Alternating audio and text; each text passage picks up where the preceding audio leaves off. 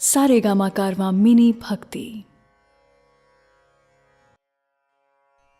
जय श्री कृष्ण। भगवत गीता के अध्याय 10 में मैं शैलेंद्र भारती आपका स्वागत करता हूं।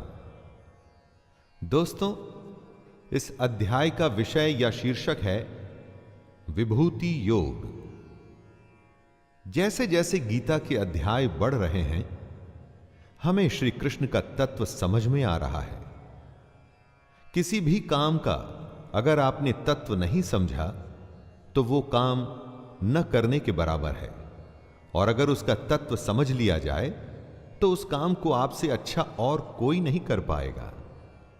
जितना जितना ये समझ में आता जाएगा, उतना उतना आपका सोचने का नजरिया भी बदलता जाएगा। तो आइए शुरुआत करते हैं। अध्याय 10 विभूति योग। श्री भगवानुवाच भूय एव महाबाहो शृणु मे परमं वचः यत्तेऽहं प्रीयमाणाय वक्ष्यामि हितकाम्यया। कृष्ण अर्जुन से अपने परम रहस्य और प्रभाव युक्त वचन को दोबारा सुनने को कहते हैं। कृष्ण अर्जुन से अत्यंत प्रेम रखते हैं और ये रहस्य और प्रभाव युक्त वचन वो उसके हित के लिए ही कह रहे हैं। लेकिन दोबारा क्यों? दोस्तों, परीक्षा से पहले अभ्यास के समय हर बात एक बार में समझ आ जाए ये जरूरी नहीं। बार बार एक ही बात को सुनकर उसे समझना पड़ता है।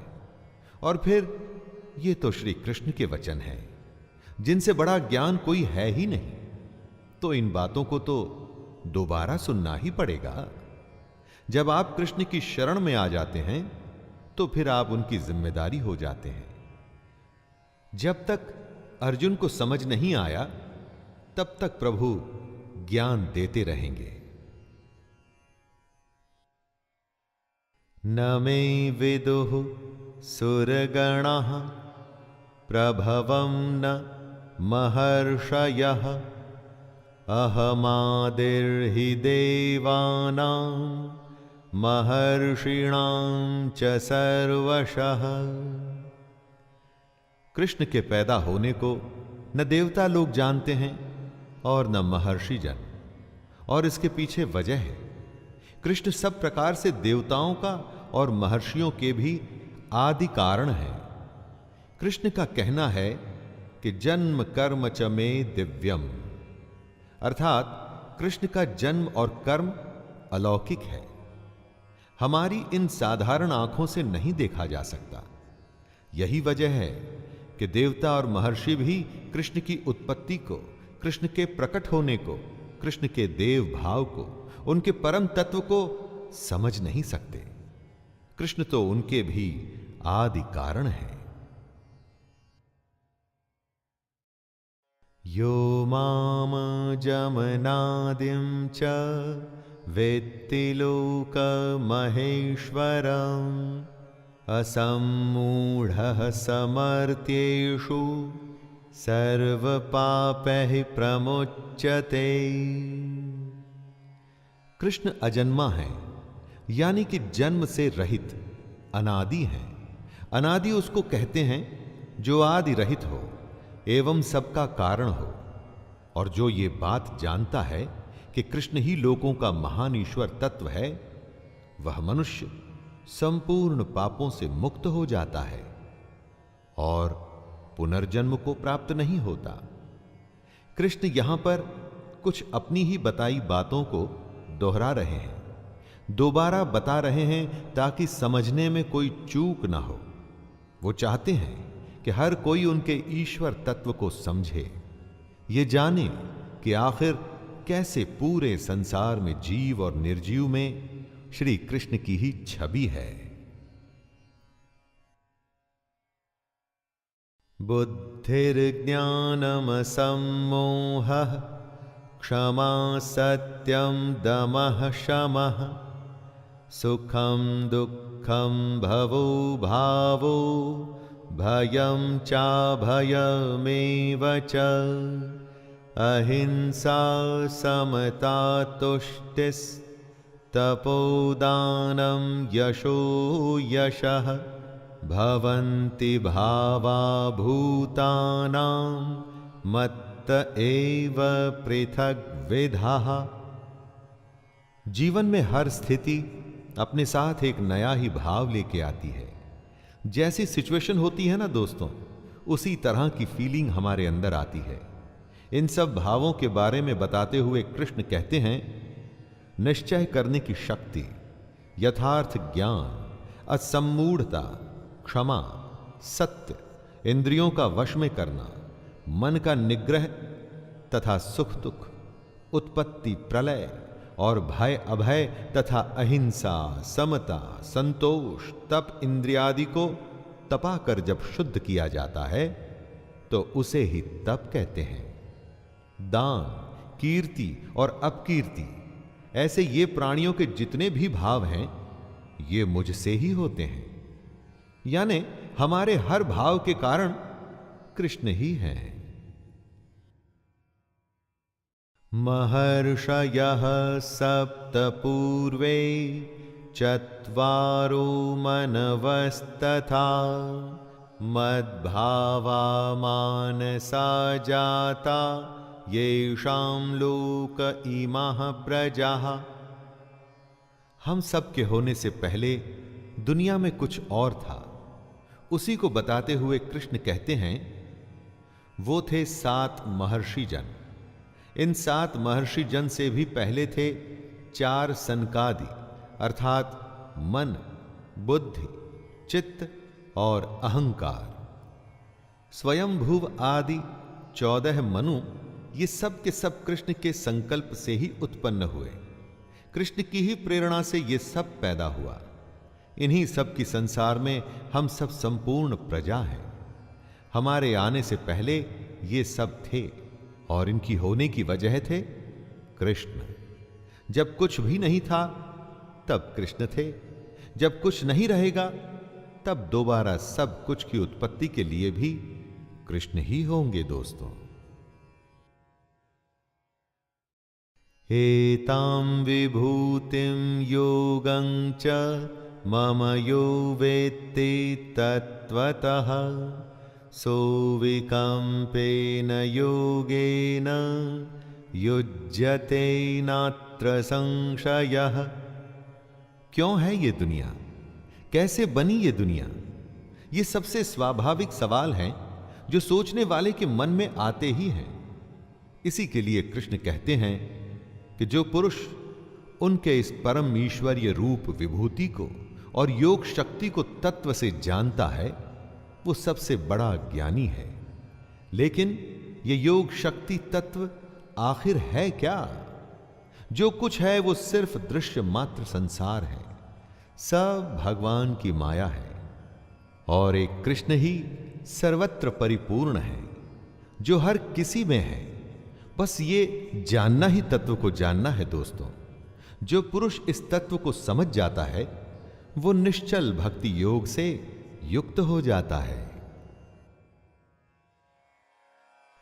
अहम सर्वस्य प्रभवो मत्तः सर्वं प्रवर्तते इति मत्वा भजन्ते मां बुधा भाव समन्विताः।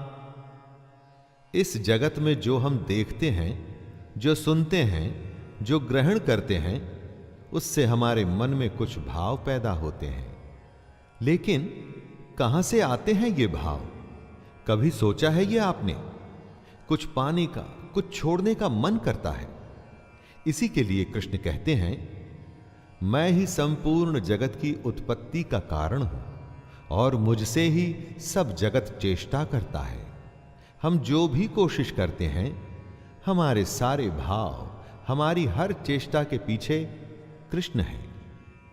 तो दोस्तों जरा सोचिए, जब आप श्रद्धा और भक्ति से बुद्धिमान बनकर उस परमेश्वर को निरंतर भजेंगे तो कैसे भाव आएंगे आपके मन में? जब आप अच्छे कर्म करेंगे तो ऐसा हो नहीं सकता कि आपके मन में बुरे भाव आएं।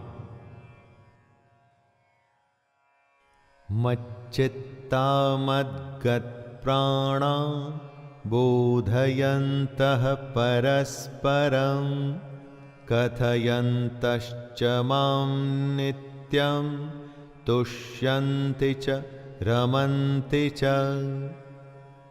मदगत प्राणा अर्थात उस ईश्वर के लिए जिसने अपना जीवन अर्पण कर दिया है, कृष्ण में मन लगाने वाले और उन्हीं में अपने प्राणों को अर्पण करने वाले आपस में जब कृष्ण या परमेश्वर के बारे में चर्चा करते हैं तो उसका प्रभाव बहुत बड़ा होता है।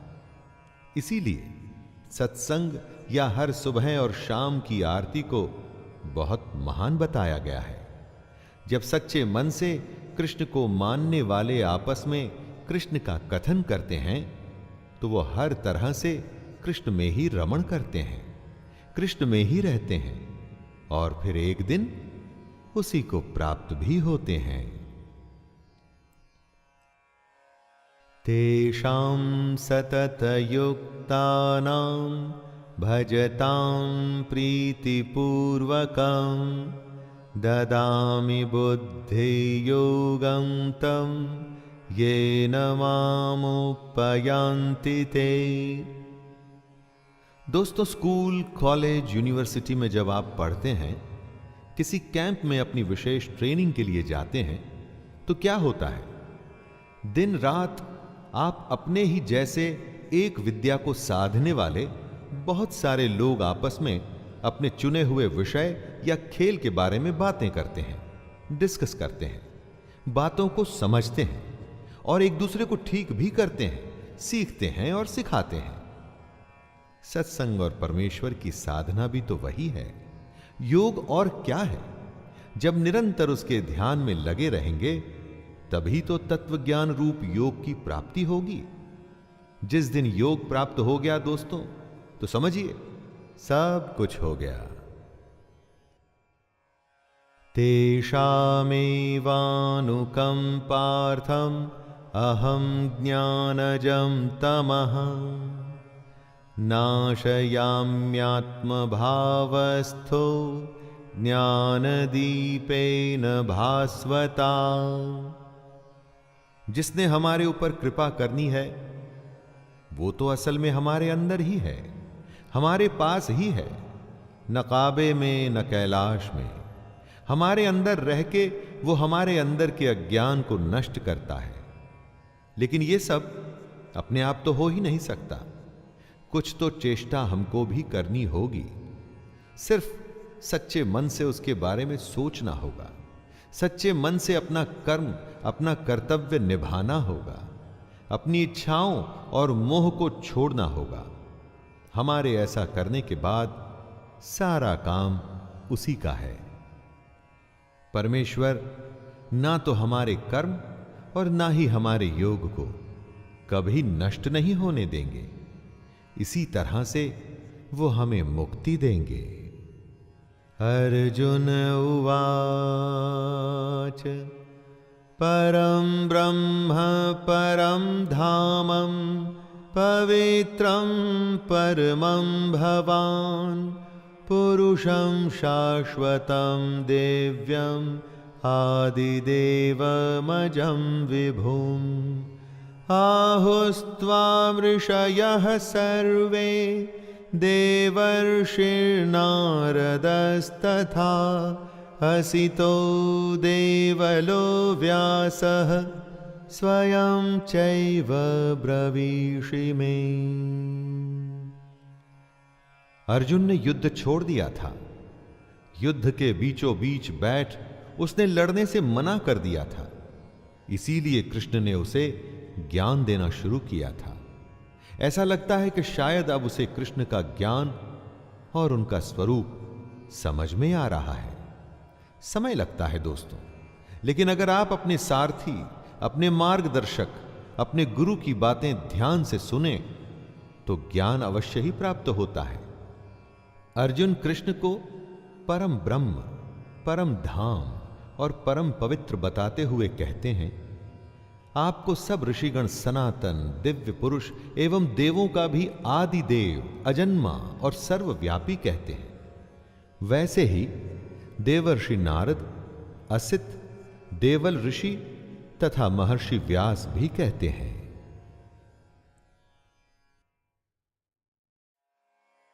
सर्वमेतद्ऋतं मन्ये यन्मां वदसि केशव, न हि ते भगवन् व्यक्तिं विदुर्देवा न दानवाः। अर्जुन को अब जब कृष्ण का असली रूप समझ में आ रहा है तो वो उन्हीं बातों को दोहरा रहा है जो कृष्ण ने कही थी। अभ्यास का दोहराना लेसन सीखने की एक बहुत बड़ी क्रिया है ना?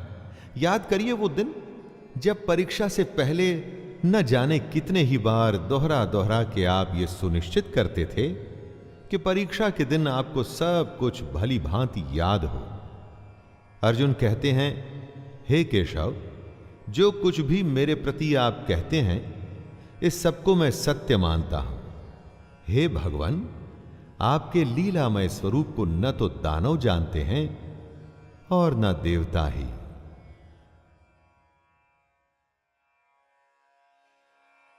स्वयमेवात्मनात्मानं वेत्थ त्वं पुरुषोत्तमं भूतभावन भूतेश देवदेव जगत्पते।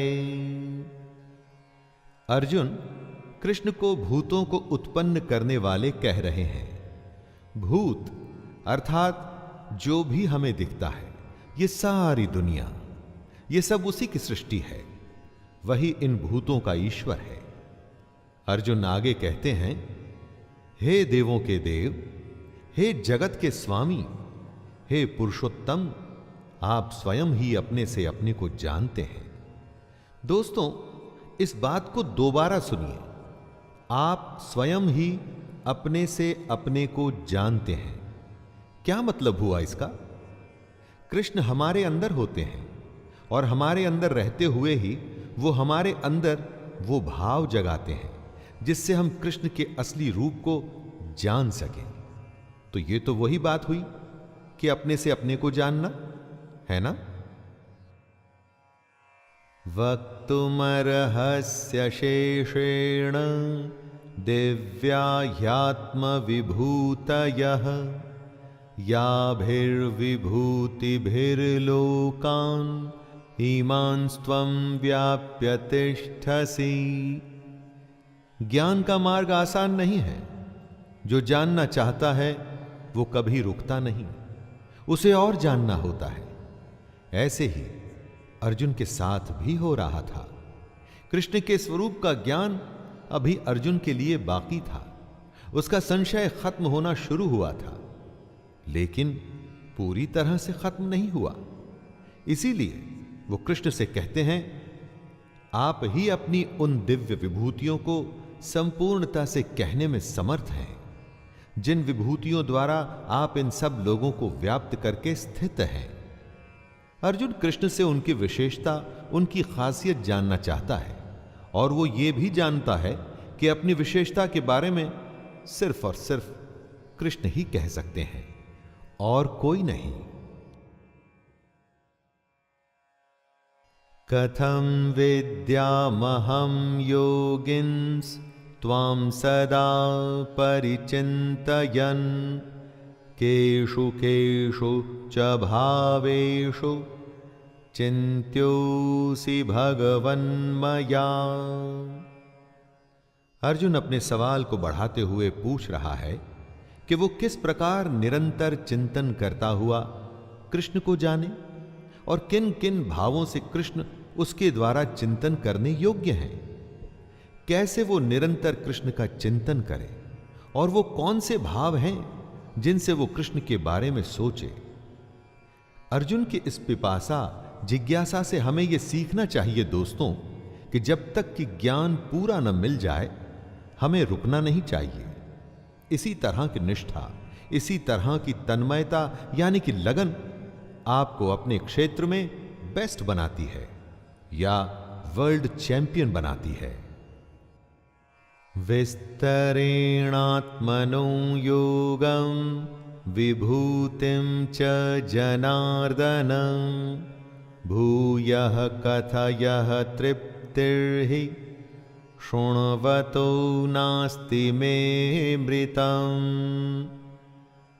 अर्जुन कृष्ण की योग शक्ति विभूति के बारे में विस्तार पूर्वक जानना चाहता है। कृष्ण के वचन सुन अर्जुन के विषाद से भरे मन को आराम मिल रहा था।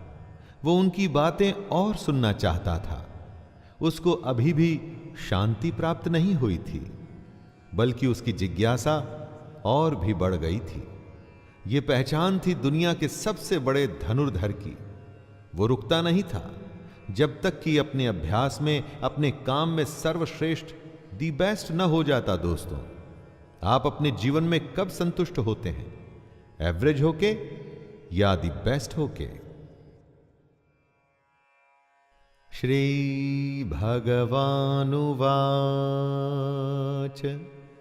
हन्तते कथयिष्यामि दिव्या ह्यात्मविभूतयः प्राधान्यतः कुरु श्रेष्ठ नास्त्यन्तो विस्तरस्य मे।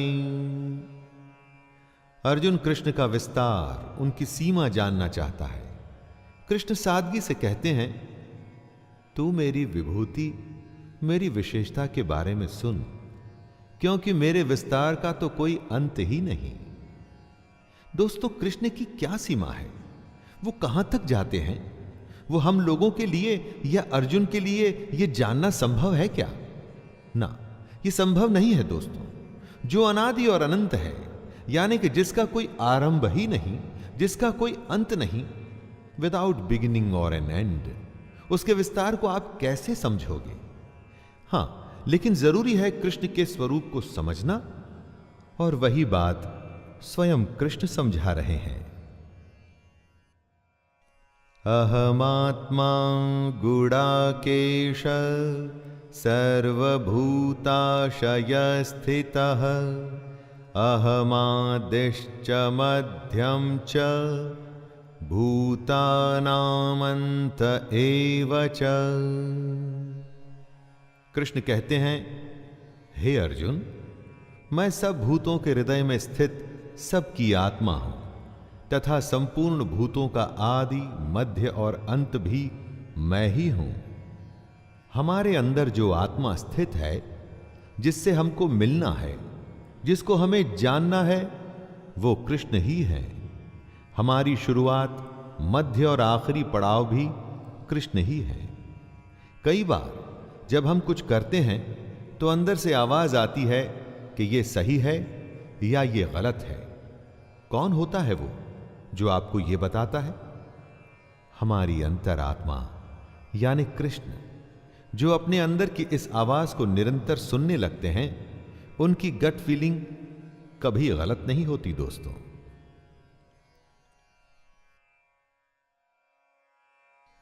आदित्यानामहं विष्णुर्ज्योतिषां रविरंशुमान् मरीचिर्मरुतामस्मि नक्षत्राणामहं शशि।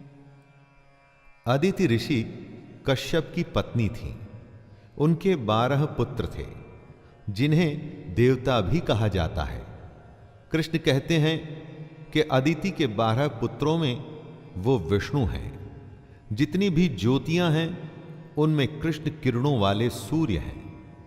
कृष्ण 49 वायु देवताओं का तेज है, और नक्षत्रों का अधिपति चंद्रमा भी कृष्ण है। यहां पर कृष्ण अपनी महिमा, अपने विराट स्वरूप को समझा रहे हैं। सिर्फ बातों की परिभाषा न समझिए दोस्तों, उनमें छुपा तत्व, उसके अंदर की गहरी बात को समझिए। जितनी भी ज्योतियां हैं, उनमें जो सूर्य है वो कृष्ण है। क्या आप और किसी ज्योति को जानते हैं जो सूर्य से अधिक तेज हो?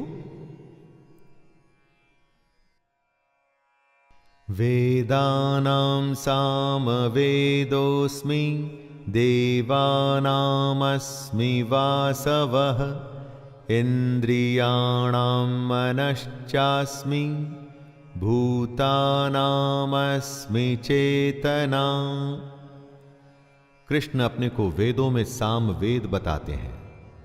चारों वेदों में कृष्ण ने खुद को साम वेद बताया है। जितने भी देव हैं उनमें वो इंद्र हैं। हमारी जो 5 इंद्रियां हैं उनमें कृष्ण मन है। मन को जीत लेने पर इंद्रियों को वश में करना मुश्किल नहीं होता। इसीलिए कृष्ण हमेशा मन पर विजय पाने की बात करते हैं। और जितने भी प्राणियों की जो चेतना है, यानी कि उनकी जीवन शक्ति, वो शक्ति जो उनमें संचार करती है, जिसकी वजह से हम सारे प्राणी जिंदा हैं, वो चेतना कृष्ण ही हैं। जब हमारे प्राण निकल जाते हैं, हमारी चेतना चली जाती है, तो समझिए कि हम में से कृष्ण निकल गए।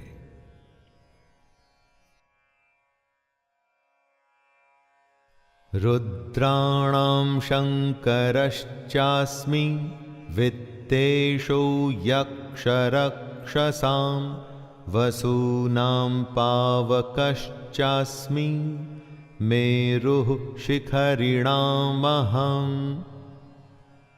ऋग्वेद में रुद्र को बलवानों में सबसे अधिक बलवान कहा गया है। ऐसे एकादश रुद्र होते हैं। कृष्ण कहते हैं, मैं एकादश रुद्रों में शंकर हूं। रुद्र देवता को दुष्टों को दंड देने वाला, रोगों का निवारण करने वाला, महावीर और सभा का अध्यक्ष कहा गया है। ऐसे रुद्रों में कृष्ण शंकर हैं। और यक्ष तथा राक्षसों में कृष्ण ने अपने आप को धन का स्वामी कुबेर कहा है। 8 वसुओं में कृष्ण अग्नि हैं। और शिखर वाले पर्वतों में जो सुमेरु पर्वत हैं, वो कृष्ण ही हैं। किसी भी वस्तु या प्राण की जो परिपक्वता है, वो कृष्ण है।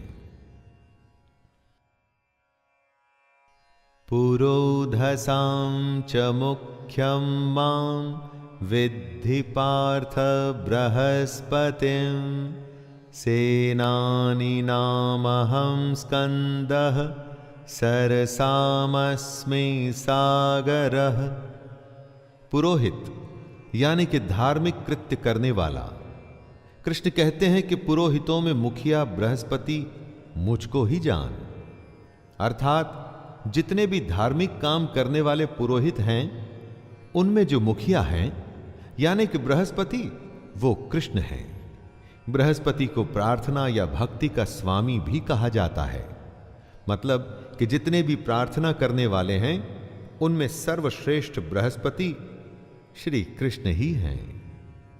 उसके आगे कृष्ण कहते हैं, हे पार्थ, मैं सेनापतियों में स्कंद और जलाशयों में समुद्र हूं। जितने भी पूरे विश्व में जलाशय हैं, उनमें समुद्र यानी कि ओशन कृष्ण है, क्योंकि समुद्र से बड़ा जलाशय संभव नहीं है। दोस्तों, महर्षिणां भृगुरहं गिरामस्म्येकमक्षरं यज्ञानां जपयज्ञोऽस्मि स्थावराणां हिमालयः। 7 महाऋषियों में से एक थे ऋषि भृगु, ज्योतिष के विद्वान, जिन्होंने भृगु संहिता की रचना भी की थी। कृष्ण कहते हैं कि महर्षियों में वो भृगु हैं। ऐसा कहा जाता है कि भृगु ब्रह्मा के मानस पुत्र थे, अर्थात माइंड बॉर्न। वो पुत्र जो ब्रह्मा के मानस से निकले थे। भृगु ऋषि के वंशजों को ही भार्गव भी कहा जाता है। इसके आगे कृष्ण कहते हैं कि शब्दों में एक अक्षर अर्थात ओंकार वो ही है। ओंकार वो ब्रह्मांड विस्फोट, बिग बैंग के समय निकला आदि शब्द है। वो ओंकार कृष्ण है। सब प्रकार के यज्ञों में कृष्ण जप यज्ञ है और स्थिर रहने वालों में हिमालय पहाड़ है। जो हमेशा तटस्थ रहता है वो हिमालय है। और वही हिमालय कृष्ण है।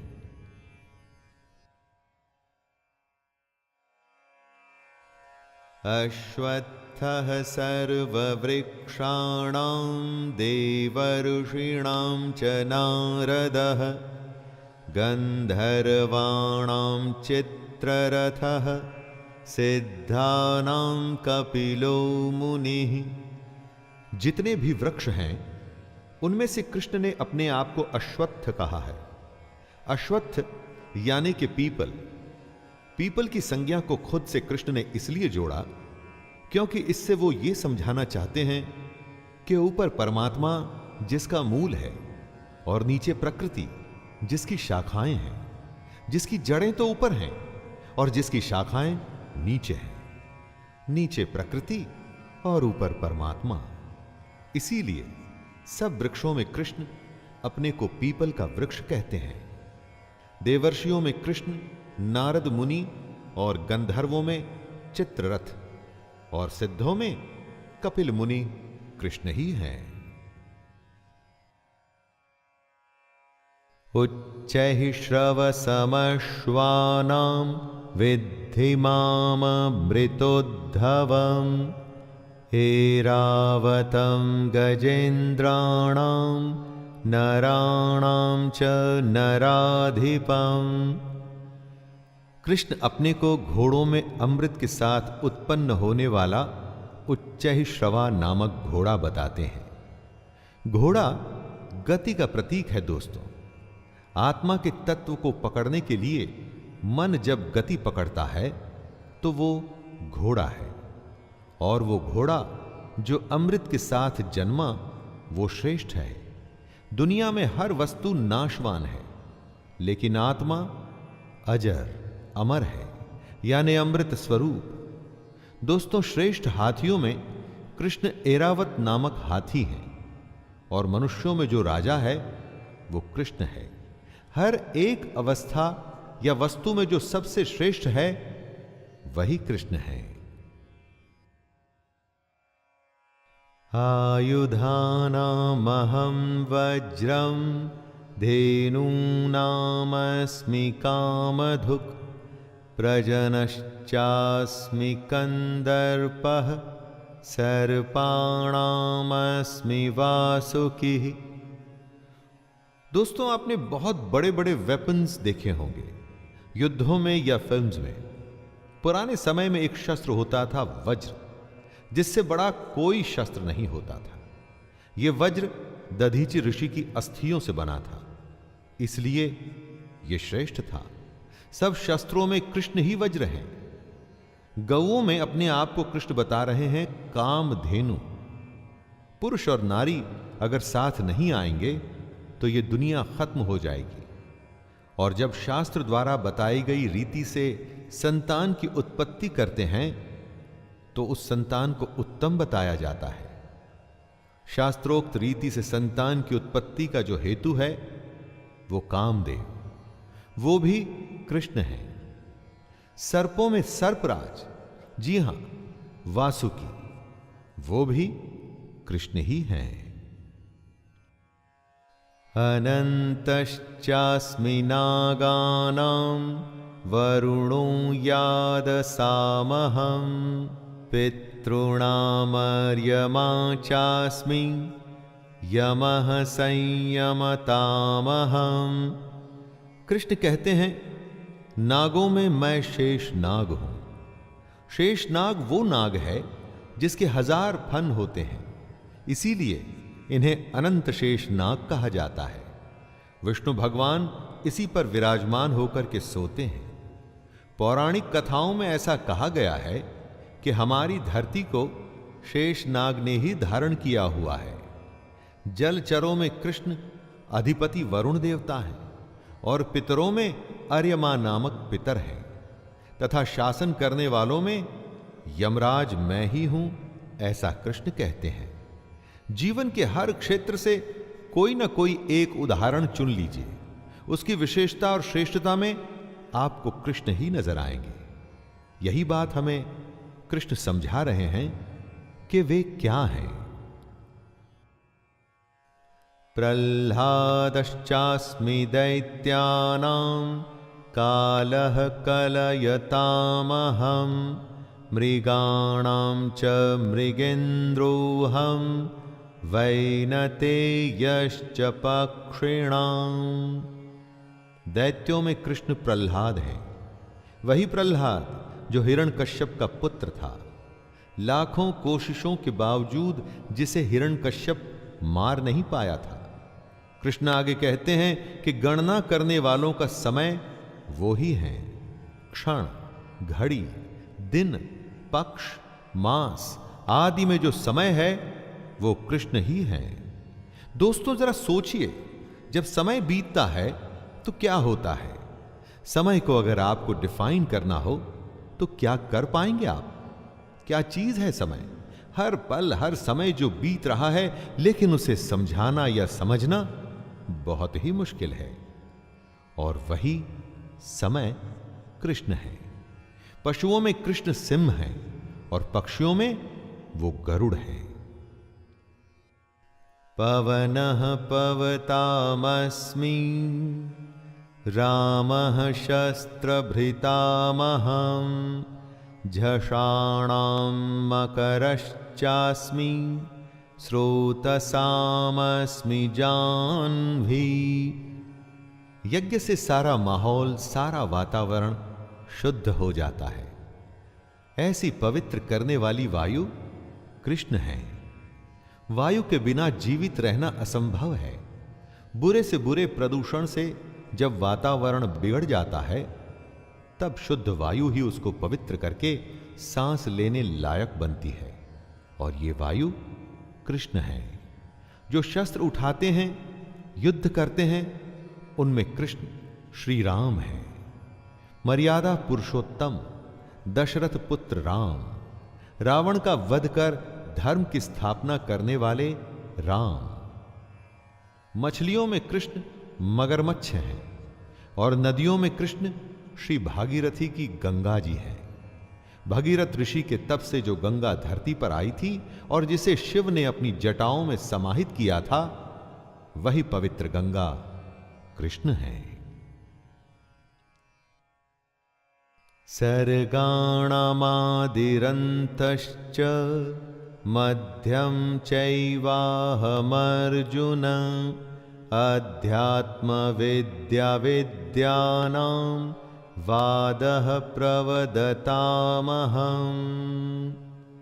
हे अर्जुन, सृष्टियों का आदि और अंत तथा मध्य भी मैं ही हूं। सृष्टि जहां से शुरू हुई, अभी जो चल रही है, यानी कि मध्य, और एक दिन जब प्रलय आएगा और सब उसी ब्रह्म में विलीन हो जाएगा, यानी कि अंत, ये तीनों अवस्थाएं कृष्ण हैं। कृष्ण आगे कहते हैं कि मैं विद्याओं में आध्यात्म विद्या अर्थात ब्रह्म विद्या और परस्पर विवाद करने वालों का तत्व निर्णय के लिए किया जाने वाला वाद भी मैं ही हूं। हर विषय की अलग विद्या होती है। आध्यात्म विद्या अर्थात ब्रह्म विद्या, यानी कि वो विद्या जो हमारी आत्मा का द्वार आध्यात्म की तरफ खोले, जिससे हमें ब्रह्म की प्राप्ति हो, वो कृष्ण है।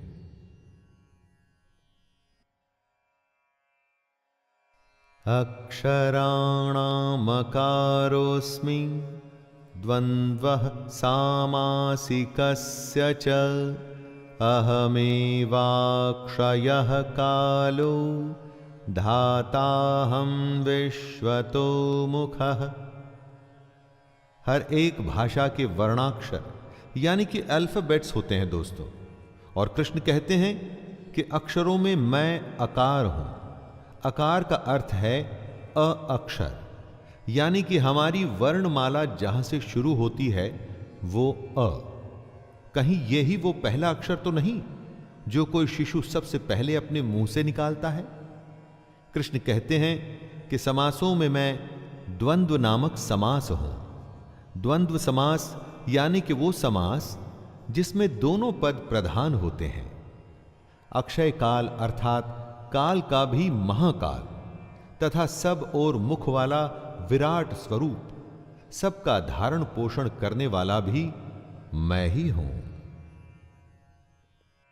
मृत्युः सर्वहरश्चाहम् उद्भवश्च भविष्यताम् कीर्तिः श्रीर्वाक्च नारीणां स्मृतिर्मेधा धृतिः क्षमा। कृष्ण अपने बारे में ही विभूतियां बताते हुए कह रहे हैं कि मैं सबका नाश करने वाला मृत्यु और उत्पन्न होने वालों का उत्पत्ति हेतु हूं। जब कोई पैदा होता है तो उसका कारण वजह कृष्ण है। जिस भी किसी का जन्म हो रहा है उसकी वजह कृष्ण को ही माने। और फिर जब देह का समय पूरा हो जाता है, जब समय हो जाता है आत्मा के शरीर को बदलने का, तो मृत्यु भी कृष्ण ही है। स्त्रियों में कीर्ति यानी कि ग्लोरी दोस्तों, श्री यानी कि सम्मान, वाक यानी कि बोलना, स्मृति मेधा यानी कि इंटेलेक्ट, धृति यानी कि बराबरी और क्षमा मैं ही हूं।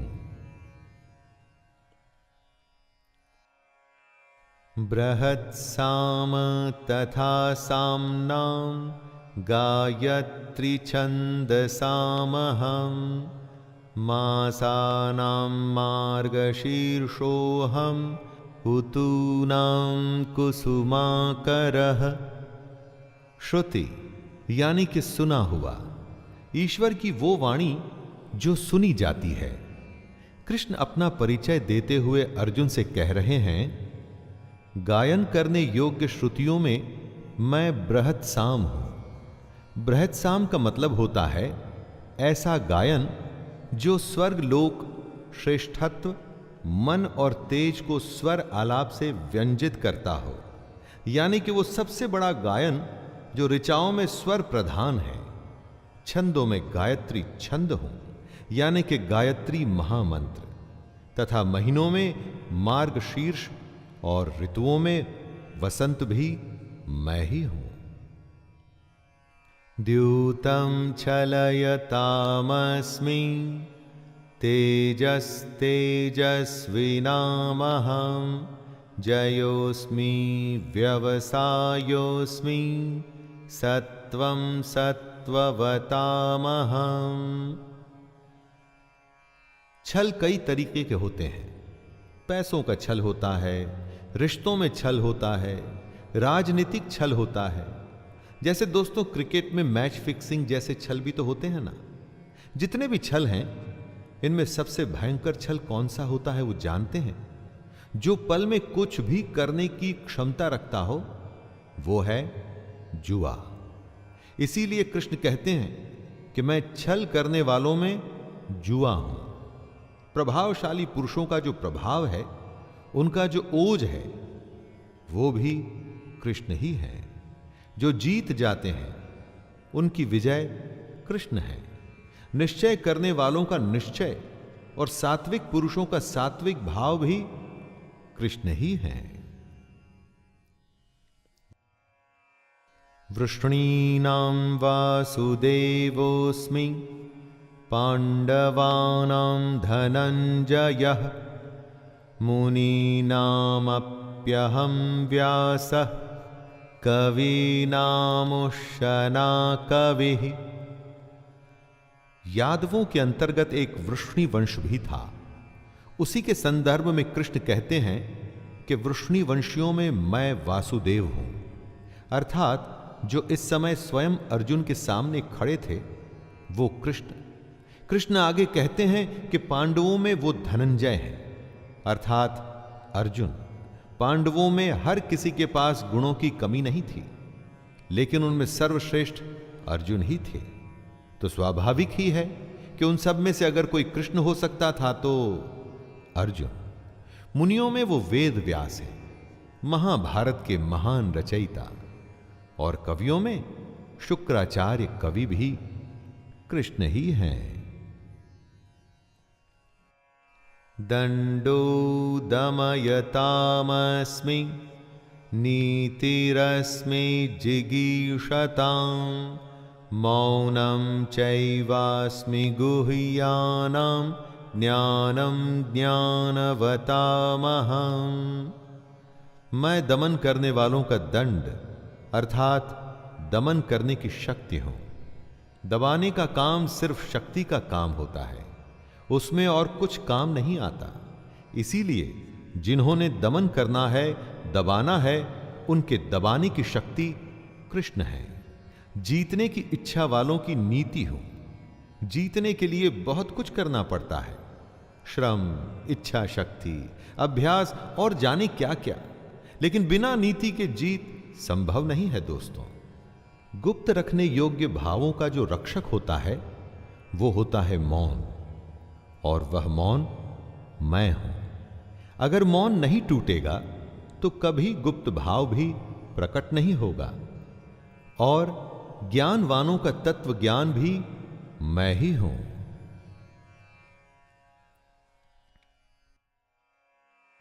यच्चापि सर्वभूतानां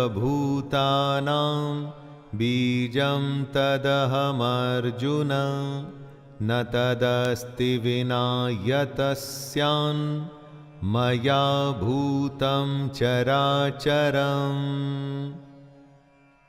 हे अर्जुन, जो सब भूतों की उत्पत्ति का कारण है वो भी मैं ही हूं, क्योंकि ऐसा चर और अचर कोई भी भूत नहीं जो मुझसे रहित हो। जिसमें प्राण हैं या जो निर्जीव हैं वो इस दुनिया में मेरे ही संकल्प से हैं। उसकी उत्पत्ति मुझसे ही हुई है और एक दिन उसने मुझ में ही विलीन हो जाना है। दोस्तों, जिनमें प्राण है उनकी आत्मा उसी परमात्मा कृष्ण का अंश है। कृष्ण उनमें हमेशा से विद्यमान है। अविद्या को हटाकर ज्ञान हासिल कर हम कृष्ण को अपने अंदर पा सकते हैं, और जो निर्जीव हैं वो प्रलय तक धरती पर मौजूद हैं और उसके बाद वापस से कृष्ण में ही मिल जाएंगे। नान्तोऽस्ति मम दिव्यानां विभूतीनां परन्तप एष तुद्देशतः प्रोक्तो विभूतेर्विस्तरो मया। कृष्ण अर्जुन को अपनी महिमा, अपना स्वरूप बता रहे थे। इसके बाद वो अर्जुन से कहते हैं कि हे परंतप, मेरी दिव्य विभूतियों का अंत नहीं है। मैंने अपनी विभूतियों का यह विस्तार तो तेरे लिए एक देश से अर्थात संक्षेप से कहा है। कृष्ण ने अपनी कई विभूतियों के बारे में अर्जुन से कहा। जीवन से जुड़े हर क्षेत्र से उन्होंने उदाहरण दिए। इतना कुछ कहने के बाद भी उनकी विभूतियों का अंत नहीं हुआ। हो भी नहीं सकता दोस्तों। कृष्ण का कहना है कि उनका कोई विस्तार नहीं, वो तो बिना सीमा के हैं। यद्यद्विभूतिमत्सत्त्वं श्रीमदूर्जितमेव वा तत्तदेवावगच्छत्वं मम तेजूषसंभवम्। इस श्लोक में कृष्ण अपनी सारी विभूतियों को एक सूत्र में बांधते हुए, जनरलाइज करते हुए कहते हैं दोस्तों कि जो जो भी विभूति युक्त अर्थात ऐश्वर्य युक्त, कांति युक्त और शक्ति युक्त वस्तु है, उसको तू मेरे तेज के अंश की ही अभिव्यक्ति जान। आप अपने चारों तरफ जो भी देखें, चाहे दमन देखें या प्रभावशाली व्यक्ति देखें, छल देखें या गायन सुने, हर किसी चीज, क्रिया, प्राणी में जो भी तेज, ऐश्वर्य और कांति से भरे हुए हों, तो ये जान लीजिएगा कि वो कृष्ण का ही अंश है। इससे सीखना है दोस्तों कि जो भी आप करें उसमें अगर सबसे उत्तम आपको होना है तो उसमें कृष्ण को ढूंढिए। अथवा बहुनैतेन किं ज्ञातेन तवार्जुन विष्टभ्याहमिदं कृत्स्नम् एकांशेन स्थितो जगत्। अपने इस श्लोक में कृष्ण अपनी विभूतियों को समेटते हुए अर्जुन से कहते हैं, हे अर्जुन, ये सब बहुत जानने से तेरा क्या प्रयोजन है? मैं इस संपूर्ण जगत को अपनी योग शक्ति के एक अंश मात्र से धारण करके स्थित हूं। कृष्ण ने अर्जुन को अपनी एक एक बात बताई दोस्तों, अपने हर रूप के बारे में ज्ञान दिया। लेकिन अब वो ऐसा कह रहे हैं कि इन सब बातों से अर्जुन का क्या मतलब? अर्जुन को और हमको सिर्फ एक ही बात से प्रयोजन होना चाहिए, अपने युद्ध, अपने कर्म और अपने कर्तव्य से। दोस्तों, ये था गीता का 10वां अध्याय। यहां पर हम परिचित हुए कृष्ण की विभूतियों से, कैसे हर अंश में, हर काम में, हर वस्तु में कृष्ण मौजूद हैं। बस देखने की, पहचानने की देर है कृष्ण को। आपको वे हर कहीं मिलेंगे, हर जगह मिलेंगे, हर एक में मिलेंगे। खैर, अब हम मिलेंगे 11वें अध्याय में। तब तक के लिए अपने दोस्त शैलेंद्र भारती को आज्ञा दीजिए। जय श्री कृष्ण।